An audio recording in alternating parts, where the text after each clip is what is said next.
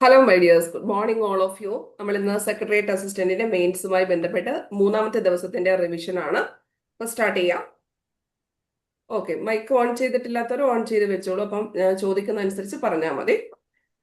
അപ്പൊ നമ്മളിന്ന് കുറച്ച് ക്വസ്റ്റ്യൻ പേപ്പറിന്റെ കണക്റ്റഡ് പോയിന്റ്സ് ആണ് നോക്കാൻ പോകുന്നത്. സമുദ്രപ്രവാഹങ്ങളുടെ രൂപീകരണത്തിന് പിന്നിലെ പ്രാഥമിക ചാലക ശക്തി ഏതാണ് വൈശാഖ്? വിൻഡ് പാറ്റേണും ഭൂമിയുടെ ഭ്രമണവും. വിൻഡ് പാറ്റേണുകളും ഭൂമിയുടെ ഭ്രമണവും ആണ് സമുദ്രപ്രവാഹങ്ങളുടെ പ്രാഥമിക ചാലക ശക്തിയായിട്ട് വർക്ക് ചെയ്യുന്നത്. ഇനി നമുക്ക് ഇവിടെ അതായത് ഈ സമുദ്രപ്രവാഹങ്ങളാണല്ലോ നമ്മൾ ക്വസ്റ്റിനകത്ത് വന്നിരിക്കുന്നത്. അപ്പൊ സമുദ്രപ്രവാഹങ്ങളുടെ സർഫസ് ഏരിയയിലുള്ള ആ ഒരു തിരമാലകളുടെ സ്പീഡ് എന്ന് പറയുന്നത് എത്ര ആയിട്ട് വരും? ശില്പ? 5 നോട്ടിക്കൽ മൈൽ. ഓക്കെ, ഈ സർഫസ് ഏരിയ എത്ര ആയിട്ട് വരും? എത്ര പെർസെന്റേജ് ആയിട്ട് വരും ധന്യറാം?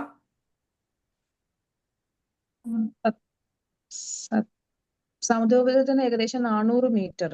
അതല്ല, സർഫസ് ഏരിയ എന്ന് പറയുന്നത് അവിടുത്തെ സ്ട്രീം പവർ എന്നൊക്കെ പറഞ്ഞിരിക്കുന്നത് എത്ര പെർസെന്റേജ് വരും? 10%. ആ, അത് കൂടാതെ നമ്മള് ഓക്കെ, അതായത് സർഫസ് ഏരിയയുടെ സ്ട്രീം പവർ എന്നൊക്കെ പറഞ്ഞിരിക്കുന്നത് ഏകദേശം 10% ആയിരിക്കും വരുന്നത്. ബാക്കിയുള്ളതെല്ലാം ഈ എത്ര മുതലാണ് നമ്മൾ ആഴക്കടൽ എന്ന് പറഞ്ഞ ഒരു കൺസെപ്റ്റിലേക്ക് പോകുന്നത് ദേവി സൂരജ്? 90%. അതല്ല, അതായത് ആഴക്കടൽ എന്ന് പറയുന്ന സംഭവത്തിലേക്ക് പോകുന്നില്ലേ, ഡീപ് സീയിലേക്ക് പോകുന്നത് ആ ടോപ്പിൽ നിന്ന് എത്രയിലേക്കാണ് വരുന്നത്? ശില്പയ്ക്ക് പറയാമോ? 400 മീറ്ററിൽ താഴെ. അതായത് ടോപ്പിൽ നിന്ന് 400 മീറ്ററിൽ എത്തുമ്പോഴാണ് അവിടെ മുതലാണ് ആഴക്കടൽ എന്ന് പറയുന്നത്. ഓക്കെ, ടോപ്പിൽ നിന്ന് 400 വരെ സർഫസ് ഏരിയ, അതിന് താഴെ ഡീപ് ആ സീ. അതിന് താഴോട്ട് പോകുന്ന സമയത്താണ്, അതായത് 400 മീറ്റർ ഏരിയ കഴിഞ്ഞിട്ടാണ് നമ്മൾക്ക് ഡീപ് സീ എന്ന് പറഞ്ഞിരിക്കുന്നത്. അതെ, ഞാൻ പറഞ്ഞ പോയിന്റ് ഒന്നുകൂടെ പറയാം. അതായത് ഏറ്റവും ടോപ്പ് വശം സർഫസ് ഏരിയ, ആ സർഫസ് ഏരിയ 0 to 400 മീറ്റർ വരെ ആയിട്ട് നിൽക്കും.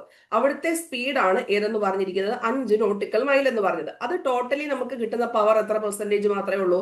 10% മാത്രമാണ് സ്ട്രീമിന്റെ പവർ എന്ന് പറഞ്ഞിരിക്കുന്നത്. ഇനി ബാലൻസ് എല്ലാം സ്ട്രീമിന്റെ പവർ എന്തായിരിക്കും?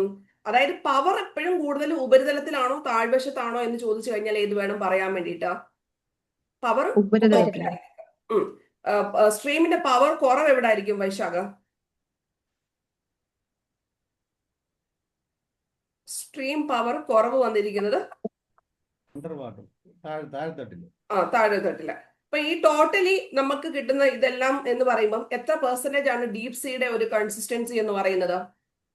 90%. ഓക്കെ, അപ്പൊ ഒന്നുകൂടെ ഞാൻ പറയാം, കൺഫ്യൂഷൻ ചിലർക്കൊക്കെ ഉണ്ടെന്ന് തോന്നുന്നു. അതായത് സമുദ്രപ്രവാഹങ്ങളുടെ പ്രാഥമിക ചാലശക്തി വിൻഡ് പാറ്റേണുകളും ഭൂമിയുടെ ഭ്രമണവും എന്ന കാര്യം നമ്മൾ ഓർത്ത് വെച്ചേക്കണം. 5 നോട്ടിക്കൽ മൈലാണ് സർഫസ് ഏരിയക്കകത്ത് ആ സ്ട്രീമിന്റെ ആ ഒരു ഇതെന്ന് പറഞ്ഞിരിക്കുന്നത്, പവർ എന്ന് പറഞ്ഞിരിക്കുന്നത്, അല്ലെങ്കിൽ അതിന്റെ സ്പീഡ് എന്ന് പറയുന്നത്. അപ്പൊ സ്ട്രീമിന്റെ പവർ എപ്പോഴും കൂടുതൽ സർഫസ് ഏരിയയിലായിരിക്കും.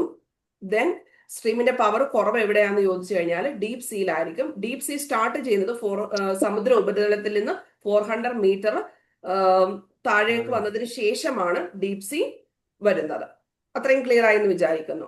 ഇനി നമുക്ക് എപ്പോഴും പരീക്ഷയ്ക്കകത്ത് ചോദിക്കുന്നതാണ് സമുദ്രജല പ്രവാഹങ്ങളുമായി ബന്ധപ്പെട്ട് പ്രധാനപ്പെട്ട ഓഷൻസിനകത്തെ ഹോട്ട് സ്ട്രീംസ്, കോൾഡ് സ്ട്രീംസ് എന്നൊക്കെ പറഞ്ഞിരിക്കുന്നത്. അപ്പൊ ഞാൻ 1-2 ചോദ്യങ്ങൾ ചോദിക്കാം, നിങ്ങൾക്ക് ആൻസേഴ്സ് പറയാൻ പറ്റുമോ നോക്കാം.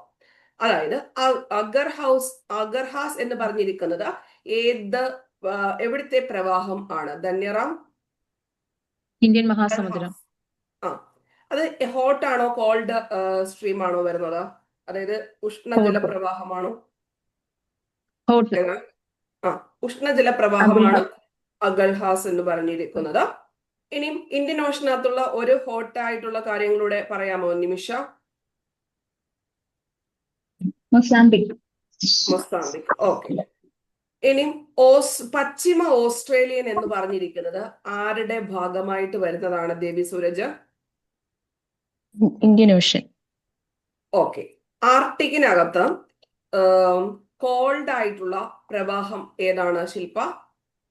ലാബ്രഡോർ. അപ്പൊ ലാബ്രഡോർ പ്രവാഹം എപ്പോഴും പരീക്ഷയ്ക്ക് ചോദിക്കുന്നതാണ്. ശീതജല പ്രവാഹമാണ്. ഏതിനകത്തുള്ളതാണ്?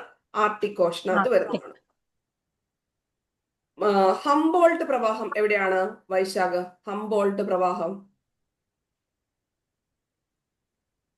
കേൾക്കുന്നില്ല.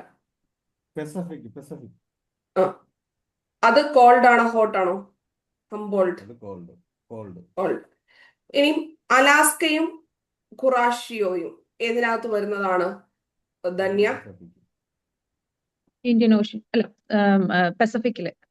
പസഫിക്കിനകത്ത് വരുന്നതാണ്. അത് ഏത് പ്രവാഹം ആണ് നിമിഷ? ചൂടുള്ള പ്രവാഹം. ഉഷ്ണമാണോ ശീതമാണോ? Hot. Ushna.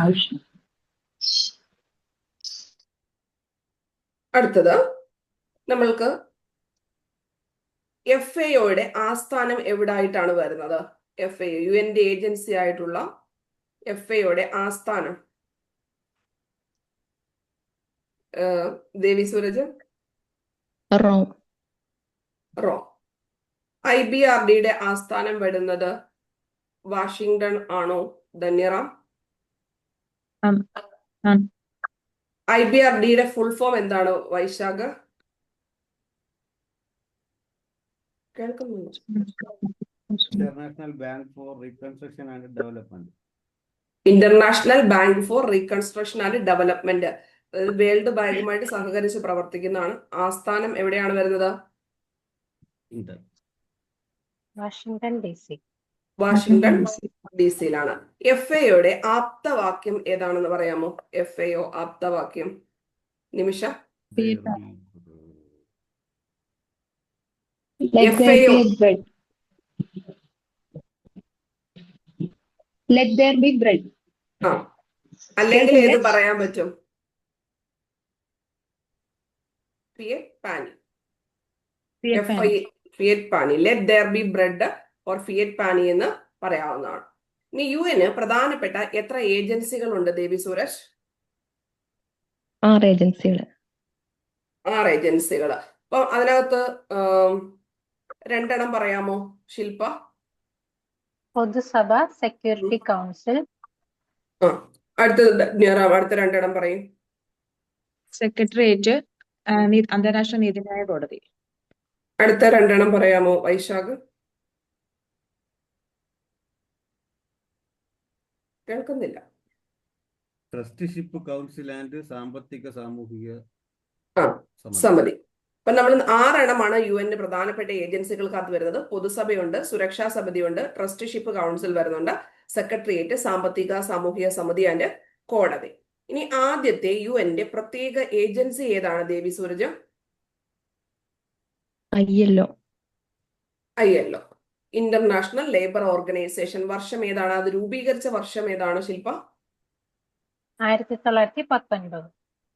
അതിനുശേഷം ഇതിനെ ഏത് ആയിട്ട് UN ഏജൻസി ആക്കി മാറ്റിയ വർഷം ഏതാണ് ധന്യറാം? 1946. ആസ്ഥാനം ജനീവ തന്നെയാണ്. ഇനി യുനെസ്കോയുടെ ആസ്ഥാനം എവിടെയാണ് വൈശാഖ്?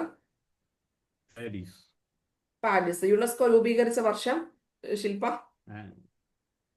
1945 നവംബർ 16. നവംബർ 16. ഓക്കെ. ഇനി നമുക്ക് അടുത്തൊരു ചോദ്യം ഇങ്ങനെയായിരുന്നു വന്നിരിക്കുന്നത്. ഇന്ത്യയുടെ സ്വാതന്ത്ര്യ സമര കാലത്ത് ഇന്ത്യൻ വിപ്ലവകാരികളുടെ സംഭവങ്ങൾ കാലക്രമത്തിൽ ചെയ്യുക എന്നൊക്കെയാണ്. അപ്പൊ ഞാൻ നിങ്ങളോട് ക്വസ്റ്റ്യൻ ചോദിക്കാം. ലാഹോറിലെ ബ്രിട്ടീഷ് പോലീസ് ഉദ്യോഗസ്ഥനായ സാൻഡേഴ്സന്റെ കൊലപാതകം ഏത് ഡേറ്റിലാണ് വരുന്നത്? സാൻഡേഴ്സന്റെ കൊലപാതകം ധന്യറാം? സാൻഡേഴ്സ് 1928. 28. രണ്ടും 28. 28. 1928 ഡിസംബർ 28. ഡിസംബർ 28 തന്നെയല്ലേ INC രൂപീകരിച്ചത്, ഓർത്താ മതി. ഇനി ഭഗത് സിംഗും ബടുകേശ്വർ ദത്തും കേന്ദ്ര നിയമസഭയിൽ ബോംബ് വർഷിച്ച ഡേറ്റ് ഏതാണ് വൈശാഖ്? കേൾക്കാമോ? ഇല്ല. ഹലോ, ഇപ്പൊ കേൾക്കാം. 1929 ഏപ്രിൽ 8. 1929 ഏപ്രിൽ 8 നിയമസഭയില് ബോംബ് വർഷിച്ചത് ഭഗത് സിംഗും ബടുകേശ്വർ ദത്ത്. ജതിൻ ദാസ് 64 ദിവസത്തെ നിരാഹാരത്തിന് ശേഷം ജയിലിൽ വെച്ച് മരിച്ച ഡേറ്റ്. കാര്യം ഈ ഡേറ്റുകൾ കൃത്യമായിട്ട് ഡിഗ്രി ലെവൽസിന് വേണം, അതുകൊണ്ട് ഡേറ്റ് പഠിച്ചേ പറ്റത്തുള്ളൂ. പറയൂ നിമിഷ, കേട്ടോ ക്വസ്റ്റ്യന്? ജതിൻ ദാസ് മരിച്ച ദിവസം.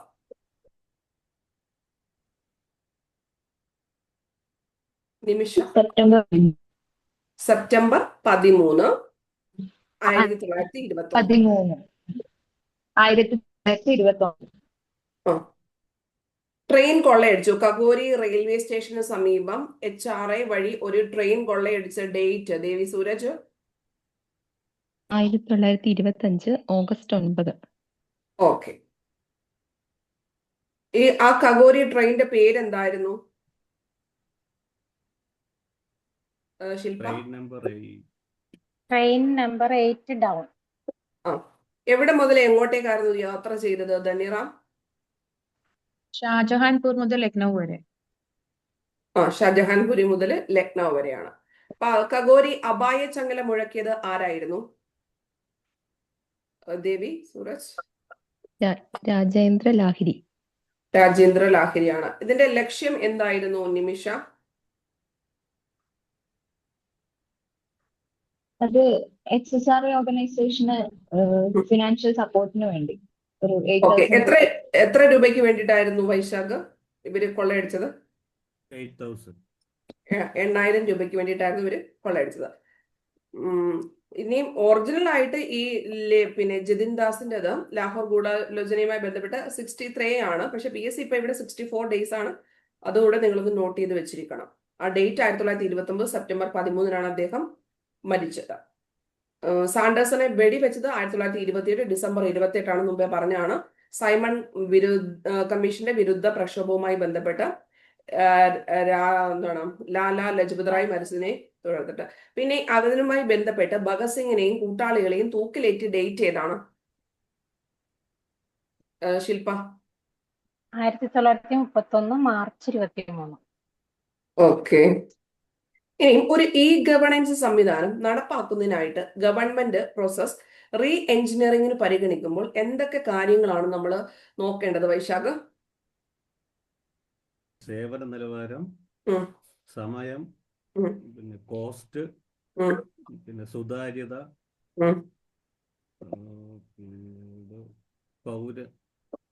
പൗരാനുഭവം, സങ്കീർണത. അത്രയും കാര്യങ്ങൾ കൃത്യമായിട്ട് പഠിച്ചു വെച്ചേക്കണം. റീ എഞ്ചിനീയറിംഗ്, പ്രോസസ് റീ എഞ്ചിനീയറിംഗുമായി ബന്ധപ്പെട്ട അത്രയും ടേംസ് ഒന്നുകൂടെ പറയാം. സേവന നിലവാരം, സമയം, ചെലവ്, സങ്കീർണത, സുതാര്യത, പൗര അനുഭവം എന്നിവ കണക്കിലെടുക്കേണ്ട പ്രധാനപ്പെട്ട ഘടകങ്ങൾ ആണ്. അടുത്തൊരു ചോദ്യം. തെക്കു പടിഞ്ഞാറൻ മൺസൂണിൽ ഈ വർഷം ശരാശരി മഴയുടെ അളവ് 20% കുറഞ്ഞാൽ സംസ്ഥാനത്തെ അരി ഉൽപാദനത്തെ എന്ത് ബാധിക്കുമെന്ന ചോദ്യത്തിന് ഉത്തരം നൽകാൻ സഹായിക്കുന്ന വിവര സംവിധാനത്തിന്റെ തരം ഏതെന്നാണ് ചോദിച്ചിരിക്കുന്നത് Shilpa? Decision system. Decision support system, DSS എന്നിട്ടാണ് പറഞ്ഞത്. Decision support system. Decision support system ഒക്കെ നന്നായിട്ട് നോക്കിയിട്ട് വേണം പോകാൻ വേണ്ടിയിട്ട്. ഇനിയും ഏത് നിയമങ്ങളുടെ ഒരു ശേഖരത്തിലൂടെ തിരയാനും, അതായത് സെർച്ച് ചെയ്യാനും കറസ്പോണ്ടിങ് ആയിട്ടുള്ള സെർച്ച് എഞ്ചിൻ എന്ന് വിളിക്കുന്ന നിഗമനങ്ങളിലേക്ക് രൂപപ്പെടുത്താനുമുള്ള ഒരു തന്ത്രം സ്വീകരിക്കുന്നു? ഏതായിരിക്കും? അതായത് നമുക്ക് ഏത് സിസ്റ്റത്തിലാണ് നിഗമനങ്ങൾ, അതായത് ഒരു കൺക്ലൂഷനിലേക്കൊക്കെ എത്താൻ സഹായിക്കുന്ന രീതിയിലുള്ള സപ്പോർട്ടീവ് സിസ്റ്റം ഏതായിരിക്കും Devi Sooraj? Expert system. Expert system എന്ന് പറഞ്ഞിരിക്കുന്നത് കുറെ കാര്യങ്ങൾ, വിവരങ്ങൾ നമ്മൾ നേരത്തെ ഉണ്ടായിരിക്കും, അതിനകത്തൊന്ന് സെർച്ച് ചെയ്തിട്ട് ലാസ്റ്റ് ഒരു കൺക്ലൂഷനിലേക്ക് എത്താൻ വേണ്ടിയിട്ടുള്ള ഒരു തന്ത്രം സ്വീകരിക്കുന്ന സിസ്റ്റത്തിന് പറയുന്ന പേരാണ് എക്സ്പേർട്ട് സിസ്റ്റം എന്ന് പറഞ്ഞിരിക്കുന്നത്. അടുത്തൊരു ചോദ്യം. ഒരു നിർദ്ദിഷ്ട ഗവേണൻസ് സിസ്റ്റത്തിന്റെ മൊത്തത്തിലുള്ള ലക്ഷ്യങ്ങൾ ഉപയോക്താക്കൾക്ക് സെർച്ച് എഞ്ചിനുകൾ, ഡൗൺലോഡ് ചെയ്യുന്നതിനുള്ള ഫോമുകൾ, ഡോക്യുമെന്റുകൾ, ബന്ധപ്പെട്ട വകുപ്പുമായി ബന്ധപ്പെടുന്നതിനുള്ള ഇമെയിൽ സൗകര്യം എന്നിവ പോലുള്ള ഉപകരണങ്ങൾ നൽകുമ്പോൾ അത് ലക്ഷ്യമിടുന്നത് ഗവേണൻസിന്റെ മെച്യൂരിറ്റി മോഡലിന്റെ നിലവാരം ആണ്. വിവരങ്ങൾ, ഇടപെടൽ, ഇടപാട്, രൂപാന്തരം, ഇതൊക്കെയാണ് ഓപ്ഷൻസ് ആയിട്ട് തന്നിരിക്കുന്നത്. ഏതായിരിക്കും അതിന്റെ ആൻസർ ആയിട്ട് വരുന്നത് വൈശാഖ്? ഇടപെടൽ. ഓക്കെ, ഒന്നുകൂടെ ഞാൻ ക്വസ്റ്റ്യൻ വായിക്കാം. ഒരു നിർദ്ദിഷ്ട ഗവേണൻസ് സിസ്റ്റത്തിന്റെ മൊത്തത്തിലുള്ള ലക്ഷ്യങ്ങൾ ഉപയോക്താക്കൾക്ക് സെർച്ച് എഞ്ചിന്, ഡൗൺലോഡ് ചെയ്യാനുള്ള ഫോം, ഡോക്യുമെന്റുകൾ, ഇതൊക്കെ നമ്മൾ ഗവേണൻസുമായി ബന്ധപ്പെട്ട് ഗവൺമെന്റ് സൈറ്റിൽ നോക്കിക്കഴിഞ്ഞു കഴിഞ്ഞാൽ ഏത് മോഡലിന്റെ ഒരു നിലവാരമാണ് എന്നാണ് ഇവിടെ ചോദിച്ചിരിക്കുന്നത്. ഇടപെടൽ എന്ന് പറഞ്ഞിരിക്കുന്ന ഗവേണൻസിന്റെ കാര്യമാണ് ഇവിടെ പറഞ്ഞിരിക്കുന്നത്. ഇടപെടൽ. ഓക്കെ, അപ്പൊ നമ്മൾ ഇന്ന് ഇത്രയും കാര്യങ്ങളാണ് ഇതിനകത്ത് ചർച്ച ചെയ്യുന്നത്. ബാലൻസ് നമുക്ക് അടുത്ത ദിവസം നോക്കാവുന്നതാണ്. എല്ലാവർക്കും all the very best. Thank you and love you all.